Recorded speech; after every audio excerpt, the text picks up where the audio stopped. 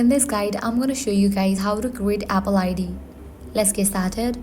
First, launch your preferred browser, then navigate to this website, appleid.apple.com. With that, you'll be directed to this page.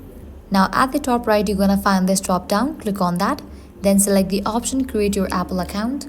Now go ahead and fill out this form. Type in your first name, last name, select your country, type in the date of birth. Likewise, generate brand new email address. Here, select your country code, type in your phone number. Now you'll need to verify your phone number using text or the phone call. Likewise, type in these characters to confirm you're human. Once you fill out this form, click on Continue. And just for that, your account will be created. Once your account has been created, you can go to Settings.